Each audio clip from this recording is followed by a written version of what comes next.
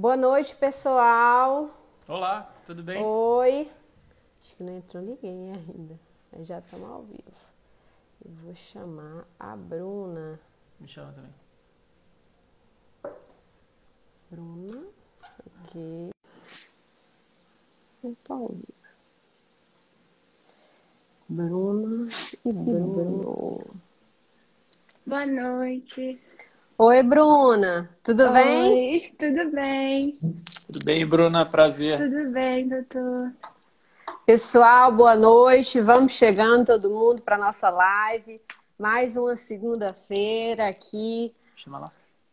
às 20h37, como combinado. Deixa eu só chamar o Bruno aqui, que ele quer entrar separado. Isso. Então, hoje nós vamos falar sobre hidrocefalia. A nossa acadêmica de hoje é a Bruna. E eu vou começar pedindo a ela para se apresentar para todos e falar por que ela se interessou pela neurocirurgia. Eu não estou escutando a Bruna. Oi? Oi, Agora eu tô. foi, Bruna. Agora foi. Tá ouvindo? Ah, tá. Bom, eu sou a Bruna, eu faço medicina na Souza Marques. Eu tô no 4º ano, então o 7º período. E, então, sobre a neurocirurgia, eu sempre pensei em fazer alguma coisa relacionada a neuro, desde que a gente teve as primeiras aulas de neuro. Então, eu sempre achei... Estão ouvindo? Agora tô. Falhou um pouco, mas voltou. Então, e aí eu tive a oportunidade de conhecer vocês e pelo Dr. Juliano, então aí que eu realmente vi que era algo incrível. A gente já conhece a Bruna pessoalmente. Inclusive, a Bruna foi uma das pessoas que me fizeram iniciar o projeto dos 15 minutos de neuro. Ela falou do Padrinhos Med, já tinha umas 2 acadêmicas que tinham conversado comigo pelo Instagram. Aí eu resolvi iniciar e hoje a gente já está com um projeto com vários acadêmicos interessados pela área da neurologia e neurocirurgia. E além das nossas lives semanais, nós estamos com alguns projetos de artigos e às vezes a gente discute algumas coisas também pelo nosso grupo do WhatsApp. Então, né, não vou enrolar muito porque eu sempre acabo me atrasando na live. Bruna, eu vou te pedir para você falar o nosso caso clínico, que foi postado ontem. Fala pra gente. Tá, então vamos ao caso clínico. Homem, 67 anos, com relato de incontinência urinária há 5 meses. Sua esposa notou também que ele apresenta um esquecimento há 2 meses e dificuldade de andar e relato de 8 quedas nos últimos 3 anos. Ele tem história de diabetes e hipertensão tratadas. Ao exame físico, o paciente se encontra lúcido e orientado, com mini mental de 20, ou seja, 10 anos de escolaridade, e marcha com uma base alargada identificada. A ressonância de crânio, a gente pôde verificar essa dilatação tetraventricular com uma transladação ependimária em cornos frontais dos ventrículos laterais. Foi solicitado, então, um TAP teste com resultado. Então, após a retirada de 40 ml de líquor, a gente pôde observar uma melhora de 15% do paciente em relação tanto à atenção quanto à marcha. Ok, pode continuar. Então, aí vem a pergunta. Se trata-se de uma hidrocefalia, se há uma indicação de cirurgia. Ok. Você acha que é hidrocefalia? Sim, doutora. E tem indicação cirúrgica? Sim, exemplo. Então, no final, a gente vai falar de novo a respeito e você vai explicar para a gente o porquê da sua opinião, né? Tá. Primeiro, qual que é a importância da gente estudar hidrocefalia? Hidrocefalia não é uma coisa tão incomum, ela pode ocorrer em até 1 e 1,5% da população. Peraí. 1 a 1,5% da população. E ela pode atingir até a cada 2 nascidos vivos. A hidrocefalia, ela tem 2 picos, né? Duas faixas etárias em que ela é mais comum. Na pediátrica e nos idosos. sendo que na pediátrica ela é ainda mais comum. 60% dos casos, aproximadamente, são na infância. Então, ela é uma doença relacionada ao acúmulo de líquor nos ventrículos e, consequentemente, à dilatação dos mesmos. O que são ventrículos? São as cavidades, né, que ficam dentro do cérebro, por onde fazem essa circulação de líquor. Para que a gente tem líquor? Por que tem esse líquido na cabeça? Ele é um líquido que ele é produzido no plexo coroide dos ventrículos e ele auxilia, ele é como um amortecedor de impacto para o nosso cérebro e também ele vai fazendo como se fosse uma depuração das substâncias. O líquor ele é produzido até 450 ml por dia e no momento, no nosso corpo, fica cerca de 150. Então, é como se o líquor fosse trocado 3 vezes ao dia. E é produzido cerca de 0,3 ml por minuto. Em relação à hidrocefalia, quando que ocorre, né? Por que acumula líquido? Porque você tem um desequilíbrio, né? Tanto na absorção, produção, circulação e drenagem. Ou está absorvendo pouco, tem um problema de absorver, ou está produzindo muito, ou tem alguma obstrução ali naquela circulação. Em relação à hidrocefalia, e mesmo nessa questão da circulação, nós podemos classificar em alguns tipos. Por exemplo, ela pode ser ou congênita ou adquirida. Congênita é quando a gente nasce com um problema. Então, a pessoa pode nascer com a hidrocefalia ou mesmo com alguma doença obstrutiva também. Ou seja, a criança também pode nascer com tumor congênito que causa hidrocefalia. E pode ser adquirida. Adquirida, o que é? Adquirida é quando algum evento, algum momento da vida, você passa a ter a hidrocefalia. Por exemplo, um tumor, que a pessoa não nasceu com ela, mas desenvolveu o tumor, causa uma obstrução na passagem do líquor, causando a hidrocefalia. Sangramento. O sangramento você pode ter tanto um coágulo obstruindo um fluxo licórico, quando você pode ter um dano nas vilosidades aracnoides, onde você tem a absorção do líquor, causando um aumento do volume dos ventrículos, causando esse excesso de líquido. Outra causa também adquirida é a infecção, né? A infecção também causa um problema de absorção. Além de ser congênita ou adquirida, em relação à fisiopatologia dela, pode ser hidrocefalia comunicante ou obstrutiva. A comunicante, como o próprio nome diz, todos os ventrículos eles se comunicam. Você não tem uma obstrução na passagem. Quando você tem obstrução na passagem, ou seja por um cisto, ou seja por um tumor, ela passa a ser obstrutiva. Tanto a comunicante quanto a obstrutiva podem ou a pessoa nascer com ela, congênita, ou ser adquirida. Tem uma outra condição que entra um pouco fora desses conceitos que a gente falou. Por quê? Em geral, a dilatação ventricular vai causar um aumento da pressão dentro da cabeça e vai promover os sintomas da hidrocefalia. Só que a gente tem uma hidrocefalia que ela é considerada de pressão normal, pelo menos a maior parte do tempo. Pode ter uma elevação de pressão, mas não igual às outras que a gente já havia falado. Em geral, ela é idiopática, ou seja, não é determinada uma causa, mas ela também pode ocorrer relacionada a um trauma, a uma infecção prévia. Essa hidrocefalia de pressão normal, ela geralmente ocorre entre os 60 e 80 anos de idade. A gente vai falar mais um pouquinho dela mais para frente. Em relação à instalação da hidrocefalia, pode ter manifestações de um evento agudo, de uma piora aguda, ou de uma hidrocefalia já prévia, os sintomas crônicos. Se a gente pensa em criança, quais são os sintomas para suspeitar de uma hidrocefalia? Sintomas são irritabilidade, vômitos, às vezes são sintomas inespecíficos. Fontanela tensa. O que é fontanela, né? Fontanela é aquele espaço que fica entre as suturas cranianas, que é a moleira, né? Que as pessoas comumente falam. E esse espaço, ele fica abaulado quando tem hipertensão intracraniana. Por isso que ela pode estar abaulada e tensa. Tem outras alterações, como uma paralisia de nervos cranianos, como a paralisia do nervo que faz o movimento lateral do olho, e o olhar de sol poente, que é o olhar mantido para baixo, né?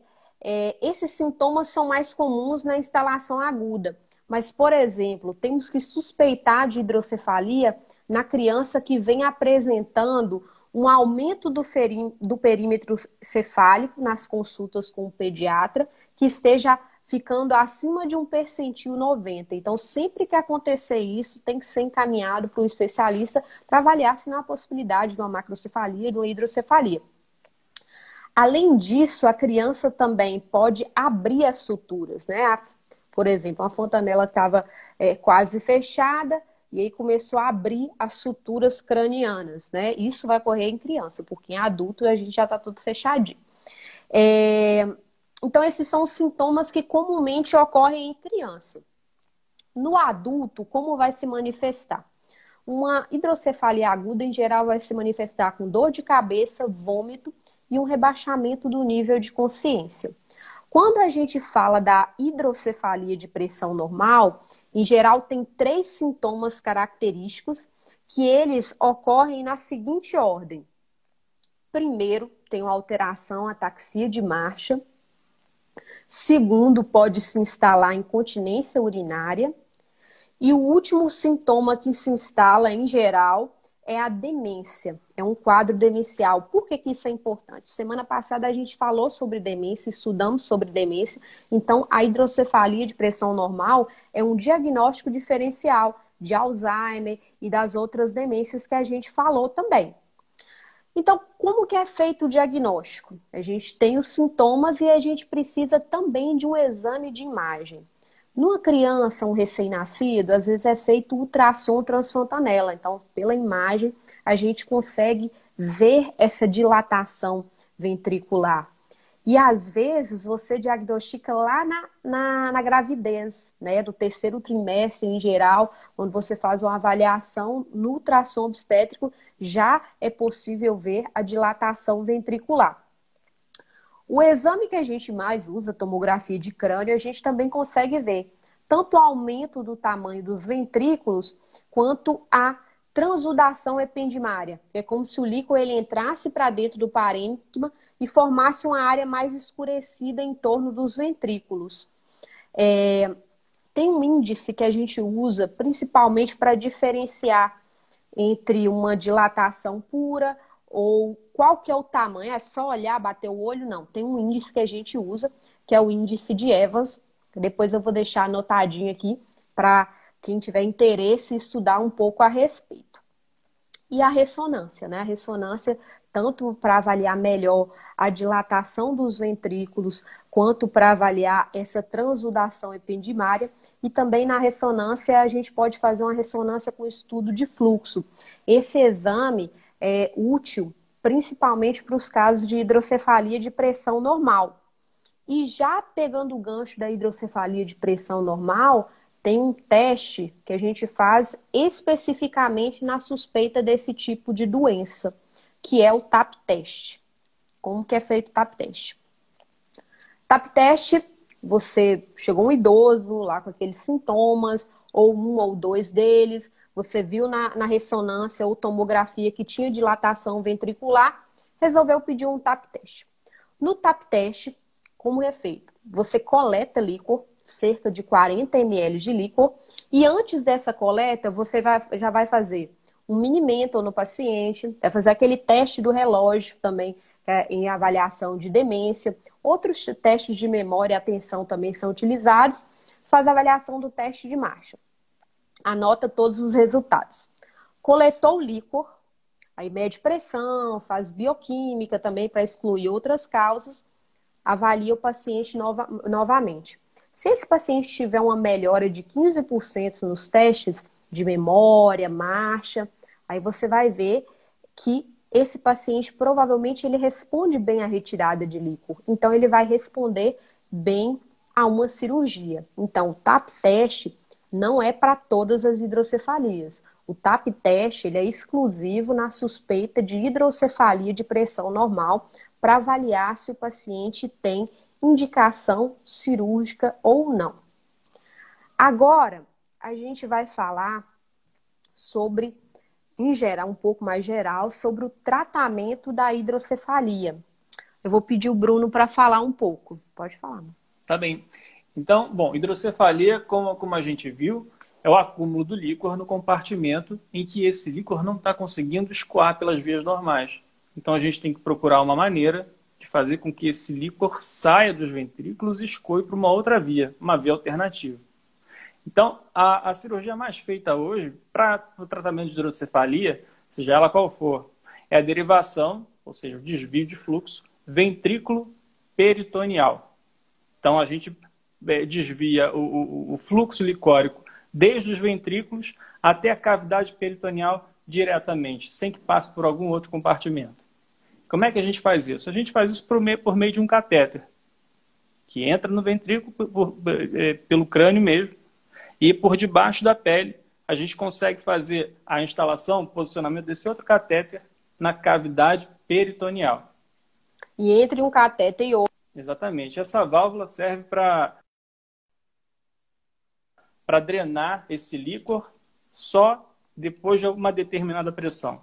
E aí existem diversos tipos de válvula, mas aí é um assunto mais específico que nesse momento não é o foco da nossa aula. Tá bem? E é claro que além do peritônio, né, da cavidade peritoneal, existem outras cavidades, outros locais que a gente pode drenar, fazer a drenagem desse líquor. Por exemplo, o átrio. Existe a chamada derivação ventrículo-atrial. A pleura, derivação ventrículo-pleural. Em alguns estudos já mais avançados, existem o posicionamento em alguns órgãos, alguns tecidos, por exemplo, a vesícula. Alguns estudos feitos na USP, por exemplo, o Dr. Fernando faz muito, é a derivação para dentro do seio venoso, com alguns bons resultados. E aí tem bexiga, tem várias outras localizações que é claro que são utilizadas na impossibilidade de realizar a mais comum, que é a derivação ventrículo-peritoneal. Exatamente. Bom, então a gente falou do método mais comum de todos. Eu vou falar de um outro método que serve para as hidrocefalias obstrutivas, que se chama terceiro ventrículostomia, que consiste em conectar o terceiro ventrículo, que geralmente está obstruído, existe uma obstrução entre o terceiro ventrículo e o quarto ventrículo. Então a gente conecta o terceiro ventrículo até as cisternas subaracnoides. E isso só vale para a hidrocefalia obstrutiva. Geralmente não responde muito bem para os outros tipos de hidrocefalia. E um outro tipo de derivação que geralmente a gente faz em situações de emergência é a derivação ventricular externa, que significa colocar um catéter e drenar por uma bolsa coletora. É claro que todo esse circuito ele tem que ser fechado, tem que ser estéril, porque afinal de contas o líquor é um líquido, é um tecido, né, tecido líquido, estéril. Então, tudo tem que estar estéril. Então, numa situação de emergência, a gente também faz a derivação ventricular externa. Por exemplo, na infecção. Se o paciente está com um quadro de hidrocefalia relacionado à infecção, você não pode colocar uma válvula, né? Você não pode colocar uma prótese lá naquela região, você não pode colocar a válvula, aí você coloca a derivação ventricular externa. Quando o paciente for tratado da infecção, aí você internaliza o shunt, que é o que a gente fala, que é colocar uma derivação ventricular posterior. Porque por que fala, igual na questão que a gente falou do TAP teste, por que não coloca válvula em todo mundo e pronto, coloca a válvula e depois avalia? Apesar de ser um procedimento, do nosso ver, um pouco mais simples dentre os procedimentos que a gente realiza, ele tem um alto índice de complicações. As três principais são obstrução do sistema, a infecção e o sangramento. Então, assim, uma válvula, muitas vezes você pode colocar uma válvula, ter que trocar, isso é risco para o paciente, faz hidrocefalia aguda por causa de uma obstrução de válvula. Então, assim, é sempre bom pesar antes. Principalmente, a gente está falando de um caso de uma hidrocefalia de pressão normal. O paciente vai ser um paciente idoso, vai ter um alto risco cirúrgico, às vezes com mais comorbidades. Então, a gente sempre faz o TAP teste para ter certeza que vai ter uma boa resposta à derivação ventrículo-peritoneal. Outra maneira de tratar também a hidrocefalia é tratando a causa. Por exemplo, se você tem um tumor causando uma obstrução, você faz a cirurgia desse tumor, retira esse tumor, muitas vezes o paciente não vai precisar de válvula nem de outro tipo de tratamento, além do tratamento dessa causa. Mais alguma coisa para falar? Não, Tem em relação à hidrocefalia, só que a gente tentou dar uma resumida nos assuntos e pontos mais importantes que acho que vão ser úteis na vida acadêmica de vocês. Agora, eu vou perguntar para a Bruna por que que ela achou, ela respondeu sim, sim, hidrocefalia sim, cirurgia sim. Por que que você achou isso, Bruna? Então, como você falou, esse paciente ele apresenta essa hipertensão de pressão normal, né? Então, a gente pode ver também pelo TC que ele tem uma dilatação ventricular e ele também teve essa boa resposta ao TAP teste. Então, ele seria um bom candidato para cirurgia. Isso Muito mesmo, bem. isso mesmo. Ele teve uma boa resposta ao TAP teste, então provavelmente ele vai responder bem à derivação ventrículo-peritoneal. Só uma coisa em relação ao TAP teste também que é importante, porque quando você faz o TAP teste, além da bioquímica e da avaliação geral que a gente faz no pré e pós-punção, a gente vê qual que é a pressão no líquor na hora da abertura, quando você quando você faz a punção, depois que retira o líquor. Se esse paciente tiver uma pressão muito alta, né, tiver com a pressão intracraniana aumentada, a gente suspeita de outros diagnósticos. Então, a gente tem que excluir outras causas secundárias de hidrocefalia, porque não é comum na hidrocefalia de pressão normal, como o próprio nome diz, estar com a pressão aumentada. Agora tem pergunta? Tinha uma pergunta sim, deixa eu procurar aqui. Olha aqui quem assinou. Ah, sim. O Everton perguntou, ele falou que ele teve hidrocefalia, que ele fez a cirurgia, ele perguntou se mais pra frente ele tem algum risco. O que acontece? Todo paciente que tem válvula, ele tem um risco de algum dia ter uma complicação com essa válvula. Em geral, depois de anos, né, é um pouco mais incomum.